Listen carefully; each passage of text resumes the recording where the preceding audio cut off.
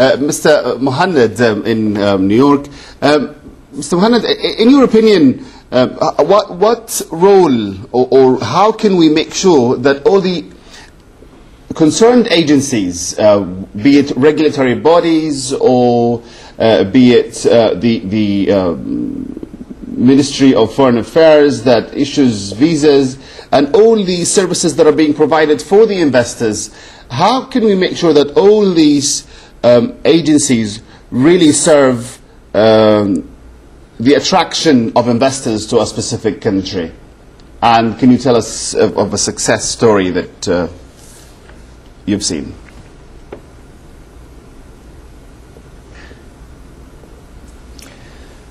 Well, basically, you need to have the proper environment to attract the necessary level of foreign investors.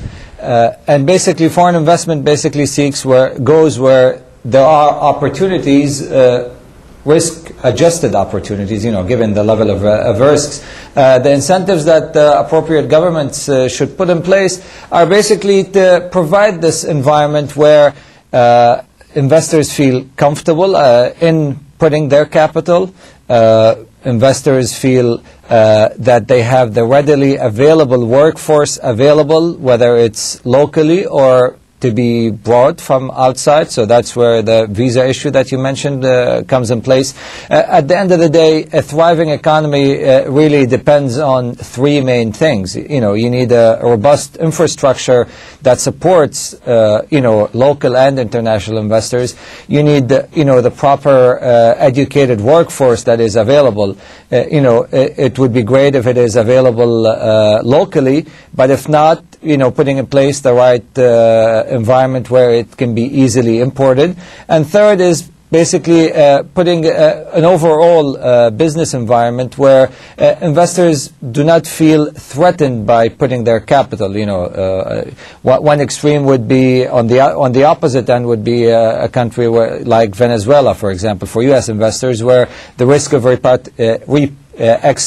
basically expatriation is very high.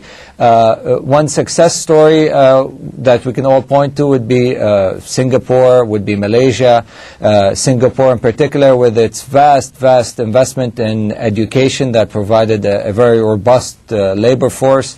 Malaysia, a similar thing, investment in infrastructure and human capital to provide a very solid manufacturing-oriented economy where there are not a lot of natural resources, for example. Mm-hmm. Well, thank you very much, Mr. Mohanad Rama, Managing Director of Palm Capital Management from New York. I hope we can, inshallah, meet you again in future episodes. At the end of our program, Mr. Hafiz, let's talk about what the future holds for us. We have 2 minutes left. I'll give you half a minute and half a minute to each of the other guests. Does the future look positive for our mutual trade, given the surrounding circumstances? By all means, we we need to be optimistic, regardless of difficulties and issues and challenges lies ahead.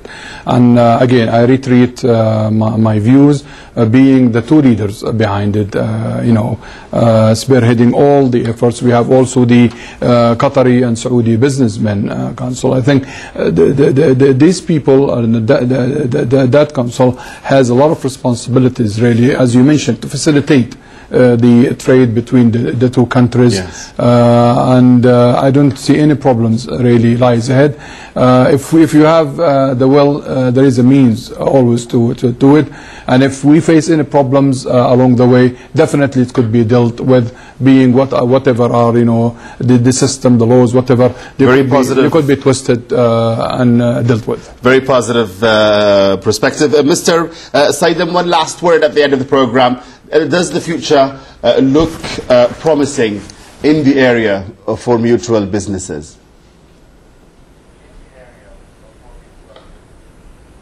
Yes, it is positive, and as far as I know, that progress is going on. But the problem, I just want to correct to your guest in the studio that I haven't asked to hold the plans, investment plans, but I ask just to start up the meetings, to make like backup plans if something happens in the region with Iran. And I hope that Qataris, I think they are starting to find out another way or to export the gas from instead of the Gulf region. That's positive. So I hope all the GCC countries will meet for this to solve this problem and to save the economic interest for the countries. Your recommendation is to have contingency plan just in case anything comes up. One last comment from our last guest from Kuwait, Mr. Adnan Abdulami. The future looks positive. Do you think that it looks positive for the area, for more businesses to flourish? I think it looks very bright, in my personal opinion. I think we should look up to the Kingdom of Saudi Arabia as the leader and the pioneer. It has the strength and the prominence and the attractiveness from the whole world community, and we are blessed to have amongst the GCC the Kingdom of Saudi Arabia to our side, and we should push to work together collectively and integrate and always aspire for the best, and we should be hopeful, and we should again look after ourselves and our interest, because really this is our future and the future of the next generations, and I'm really hopeful and optimistic, and thank you so much. Thank you very much for your insights. I'd like to thank our guests, ladies and gentlemen. At the end of our program, Mr. Sami Saidam, who is the CEO of VIPGold.com, Denmark consultant company from Dubai, and from Kuwait, Mr. Adnan Abdulami, who is the general manager of MENA Financial Advising Company, and from New York, Mr. Muhannad Amir, the Managing Director of PAM Capital Management. Many thanks to you, gentlemen, and many thanks to our guest here in the studio, Mr. طلعت Hafez, who is an economic consultant. Thank you very much. We hope, inshallah, to have you as a guest again in this program. Ladies and gentlemen, that's the end of the program. This is Ahmed Al-Tahini wishing you a very good night.